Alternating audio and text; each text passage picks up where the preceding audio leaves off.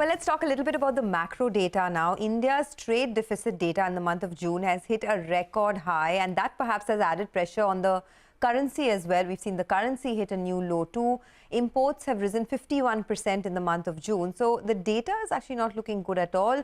The trade deficit has widened to a record $25.6 billion, pushed by a rise in crude oil and coal imports. So D.K. Joshi, the Senior Director and Chief Economist at CRISIL, and Upasana Bharadwaj, the Senior Economist at Kotak Mahindra Bank, along with Parul Mittal Sinha, the Head Financial Markets at Standard Chartered, join us now to talk about that. Ladies and gentlemen, thanks a lot for joining us. Upasana, I want to start with you. What did you make of this record trade deficit number, and what do you think could be the way forward? Are you looking at more pressure? Sonia, clearly, we know that most of the adverse conditions are existing at this point in time. Oil prices remain significantly elevated. Most of the commodity prices also earlier were elevated. Of course, from April, May onwards, we have seen some kind of a peak out, and from there, moderation. Coal prices and the coal imports have been on rise. So we knew that would happen. At the same time, we need to keep in mind that the non-oil imports have also been increasing quite significantly. That clearly shows the divergence that is existing between the global versus the domestic demand, wherein demand domestically is playing catch-up post-pandemic. And hence, the non-oil imports are relatively much more firmer, while globally the recessionary environment is slightly setting in. We are seeing negative surprises to economic data, and that probably is wearing on exports. So we are seeing fatigue in exports now. So clearly going ahead, this will remain a big point of worry to watch out for. All right, got that. Mr. Joshi, let's get you in the conversation as well. The deficit number continues to remain high. What do you expect in terms of a trajectory from here on? Well, I think the trade deficit will be much higher than what it was last year, and consequently, the current account deficit will be much higher. So I think our expectation is that CAD will be around 3% of GDP, which is more than 2 times what it was last year. And the reasons are pretty obvious. I think the Indian exports depend a lot on global demand, and I think they are extremely sensitive to global demand. And every time global demand slumps, I think exports go down. So that is the trajectory for exports. On the other hand, I think imports are pretty inelastic. I think even if global prices go up and if the domestic demand remains strong, the import demand will remain strong. And I think that's exactly what is playing out right now. So the wedge between exports and imports is rising, and that's creating a high trade deficit and a high current account deficit environment. And obviously, it's also putting pressure on the currency. Okay. Parul Mittal Sinha is also with us. Just want to take that point forward that Mr. Joshi was making about the slowdown that we've seen in exports. In fact, merchandise exports growth has slowed for the 3rd straight month in June and is now at a 4-month low of less than $38 billion. So, Parul, as Upasana was saying, there's clearly a fatigue that we're seeing in exports. And now there is this export tax as well on fuel, etc., in certain segments of certain industries, in metals, in oil and gas. What do you see as the way forward? Do you think the slowdown in exports is something that could continue? Yes, absolutely. We expect this trend to continue. Exports growth had set in earlier. We were seeing robust export growth and import growth. Now we are seeing a fatigue set in on the export side, and imports are catching up. The wide trade deficit that we saw for June month has surprised most economists and has come out higher than the higher estimates on the street. And the estimates were from 22 billion to 24 billion. 25.5 billion is much higher than the higher end of the estimate as well. The non-oil, non-gold imports are also rising. So the trend, we expect this trend to continue, and this will be a big worry going forward for rupee. Okay. This has come in combination with the capital outflows that we've been suffering throughout the year. Yes. So far this year, we've seen $30 billion worth of outflows from both equities and debt. Okay. And the global risk aversion which is going on, that doesn't give us any comfort on the capital flow side either. Okay. All right. Parul, let's get your view on the rupee then. You briefly spoke about that. It's putting pressure on the rupee. We're already at, the lowest levels we've seen, closer on 79 odd. What is your sense? Where do you see the rupee headed from here on? I recall in the past, when you've given us a call, it's been around that 78 odd. Everyone expected to hold around 78 and a half odd, but it's headed towards 79. So where do you see the rupee headed?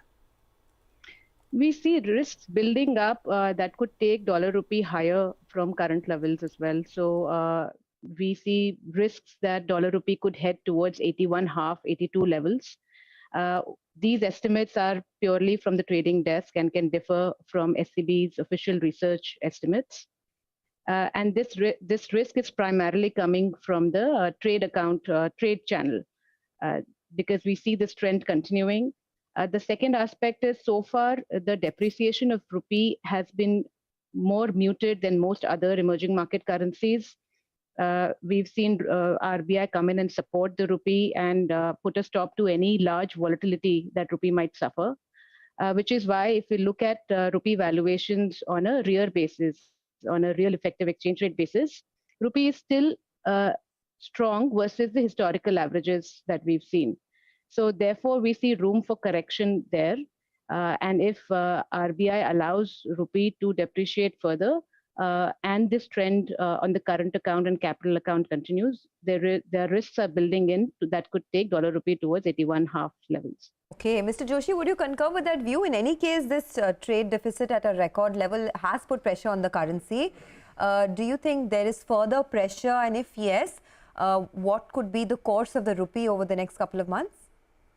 Well, I think, yes, I agree that I think currently the fundamentals that are developing, I think they will lead to weakening of the currency, and the central bank can only check volatility at this juncture. I think they cannot swim against the tide of weakening rupee.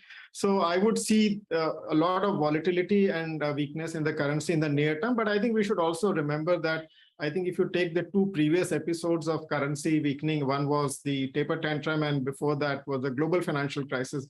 I think when things stabilize, the rupee also, whatever undershooting or overshooting has happened, I think it corrects for that. So I think it's an open question actually when the things are going to stabilize. But eventually we will see overshooting, and then we'll also see a correction, I think. And we expect the correction to happen before the end of this fiscal year.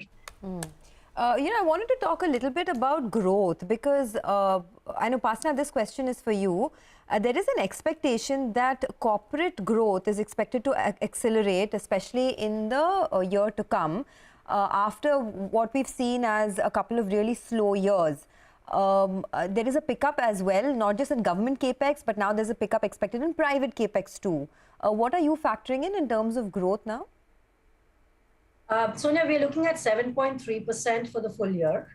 And you're right, we are getting early signs that the private capex is on the verge of picking up. A lot of anecdotal evidence is suggesting that. And that should start fructifying probably towards the latter part of the year. So we are pricing that in a bit, not material pickup though for this year. Apart from that, public capex is something which will continue to be a key driver. We'll have to watch out there, because my sense is exports, of course, we've discussed enough, but even consumers may not be able to contribute materially beyond a point. So we will have to rely on capex picking up significantly for growth to pick up. Just to point out one thing, when we say 7.3%, optically, this looks like a very good number, but of course, it's coming on the back of first quarter being exceptionally well because of a strong base effect.